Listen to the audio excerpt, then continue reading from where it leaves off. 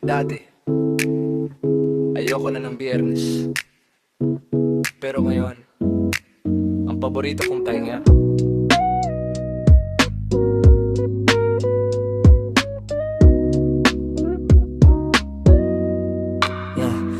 Dati-rati, tingin ko sa Biyernes ay pagod lang. Isang linggong kayod parang laging kulang. Binibilang ang bawat segundong lumilipas para lang harapin ang mundo ng matikas. Pero simula nung dumating ka sa buhay ko, nagbago ang kulay, nagbago ang mundo. Ang dating Biyernes na gusto kong lumipas, ngayon ay ang araw na ayaw kong magwakas. Sa lungayo nagkakaroon ng pagkakataon makalabas, makapag-usap sa gitna ng panahon.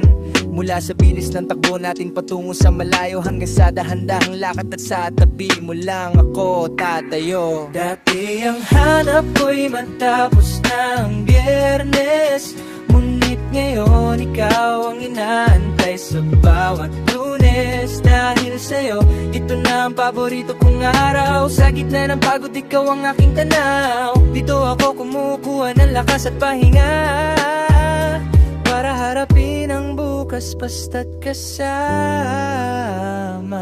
ka. Isang buong linggo na punong-puno ng ingay, pero pagdating sa'yo, mundo ko'y kumakalma at nagbibigay buhay.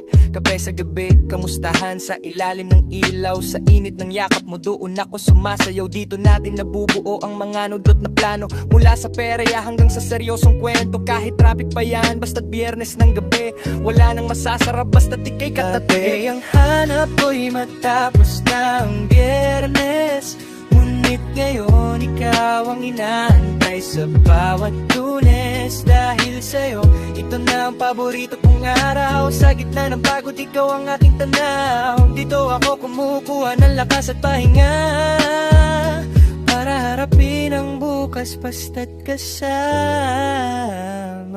ka. Isang araw lang sa isang linggo, pero sapat na yun para mabuo ang pagkatao ko. Kahit gaano kahirap ang darating na mga araw, basta't nag-Biyernes tayo, ako ay hindi bitaw. Biyernes ang paboritong pahinga. Salamat sa lakas na bibigay mo. My favorite biglaan is you.